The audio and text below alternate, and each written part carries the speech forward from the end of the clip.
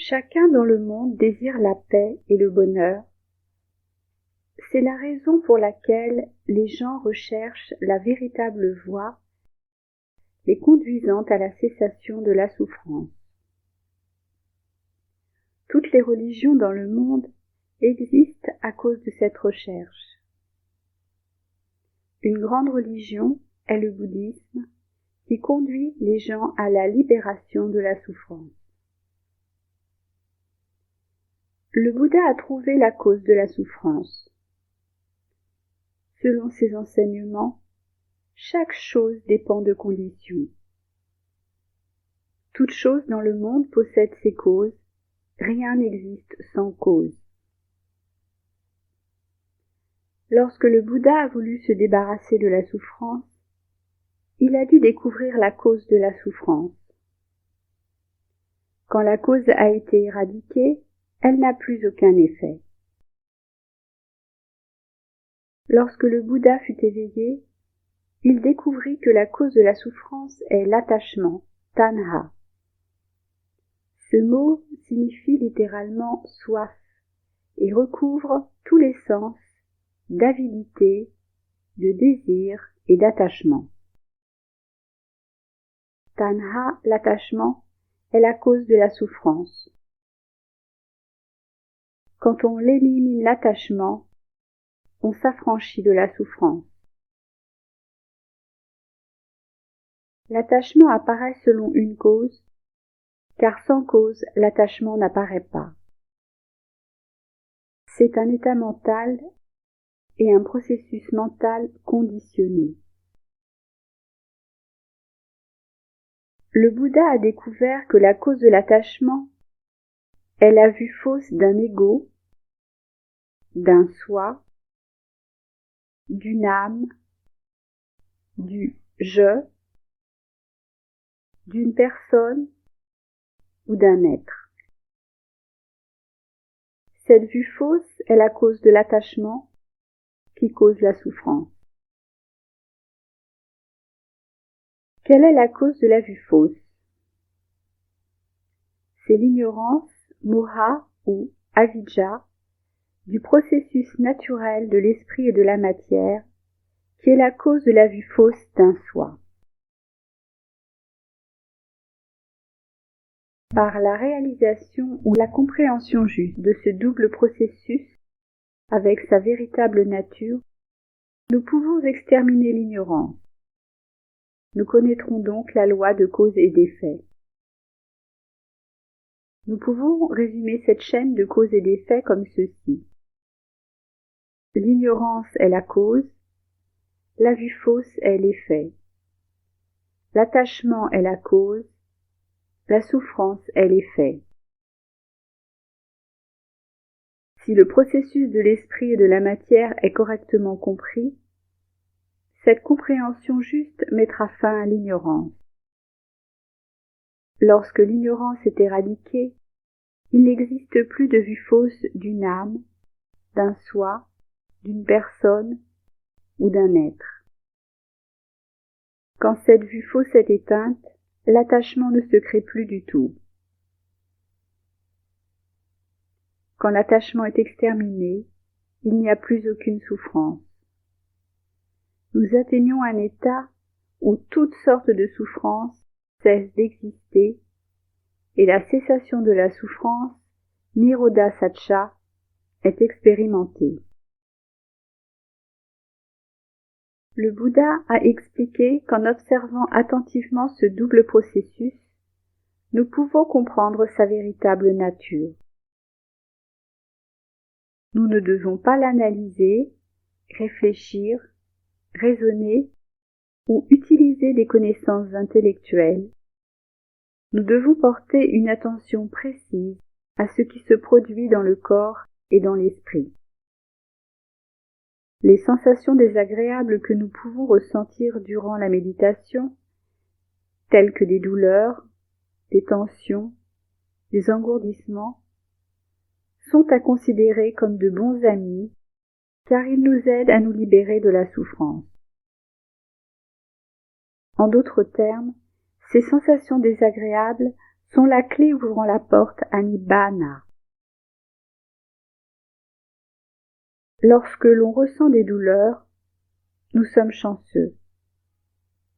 La douleur est le meilleur objet de méditation parce que la douleur attire l'esprit qui se concentre sur la douleur longtemps et profondément. Il est absorbé par la douleur. Quand l'esprit est totalement absorbé par la sensation douloureuse, nous ne sommes plus conscients de notre corps ou de nous-mêmes, et nous réalisons les caractéristiques individuelles de la sensation douloureuse. En continuant à méditer, nous réaliserons les caractéristiques communes de l'impermanence, de la souffrance et du non-soi, des phénomènes physiques et mentaux menant à la cessation de toutes sortes de souffrances. Nous sommes donc chanceux d'avoir des douleurs. Il y a des méditants qui sont mécontents de ne pas avoir de douleurs à observer. Ils veulent retrouver leurs bons amis qui peuvent les conduire à la cessation de la souffrance. Nous avons de la chance parce que nous avons la foi dans le Bouddha qui enseigne la voie menant à la cessation de la souffrance. Mais ce n'est pas suffisant. Voici un exemple des Écritures. Il y a un grand bassin plein d'eau claire, rempli de fleurs de lotus. Un voyageur a les mains sales, il sait que s'il se lave les mains dans le bassin, elles seront propres. Cependant, bien qu'il le sache, il ne le fait pas et reste avec les mains sales. Il passe le bassin et continue son voyage. Si l'homme reste sale, à qui est-ce la faute? Au bassin ou au voyageur? Bien évidemment, c'est la faute du voyageur. Bien qu'il savait qu'il pouvait enlever la saleté dans le bassin, il ne le fit pas. C'est donc le voyageur qui est à blâmer. Le Bouddha nous enseigne la voie de l'attention. Si nous connaissons le chemin et nous ne le parcourons pas en pratiquant la méditation de l'attention, nous ne nous affranchirons pas de la souffrance. Et qui devrons-nous blâmer? Le Bouddha, le chemin de l'attention ou nous-mêmes? Nous devrons nous blâmer. Si nous pratiquons cette méditation de l'attention avec effort, nous nous purifierons de toutes nos impuretés et nous serons libérés de la souffrance.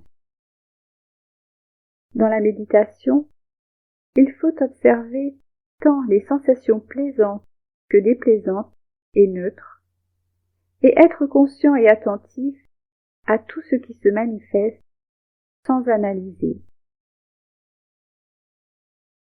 Pour atteindre l'éveil, nous devons réaliser 7 stades de purification. La purification de la conduite morale. Il est nécessaire de respecter au minimum les 5 préceptes moraux de base éthique. Quand l'esprit est purifié, il est calme, serein, tranquille, clair, heureux. Il se concentre aisément et le méditant accède au second stade de purification. La purification de l'esprit. L'esprit doit être purifié de tous les empêchements. Un esprit bien concentré est libre de tous les empêchements, les nivarana. La purification de vue. Quand l'esprit du méditant est libre des empêchements, il pénètre la véritable nature des phénomènes physiques et mentaux. Il fait la distinction entre l'esprit et la matière par sa propre expérience. Lorsque la concentration devient plus profonde, il réalise les caractéristiques spécifiques des phénomènes physiques et mentaux. Il ne prend aucun processus du corps et de l'esprit pour une personne, un être, une âme ou un soi. La purification par suppression du doute. Quand le méditant atteint le second stade de connaissance qui est la connaissance des causes et des effets, il ne doute plus de l'absence d'un soi perdurant dans le passé, le présent et les futures existences. Par sa propre expérience, il discerne les conditions des phénomènes physiques et mentaux. Il comprend qu'il n'existe rien d'autre qu'un processus de phénomènes physiques et mentaux, dépendant de causes et d'effets, tant dans le passé, dans le présent et pour les futures existences. Le méditant éradique le doute à propos des trois périodes, le passé, le présent et le futur. Les trois caractéristiques. En continuant la pratique, le méditant comprend petit à petit les trois caractéristiques du processus du corps et de l'esprit, c'est-à-dire l'impermanence, la souffrance et le non-soi. Il fait la distinction entre la voix et la non-voix. La purification par la connaissance et la vision de la pratique. C'est la réalisation des quatre nobles vérités et de Sotapatimagga-ñāṇa. Et la purification par la connaissance et la vision, c'est l'atteinte de Sotapatiphala-ñāṇa. Le méditant devient un Sotapanna, c'est-à-dire un entrant dans le courant, un Ariya.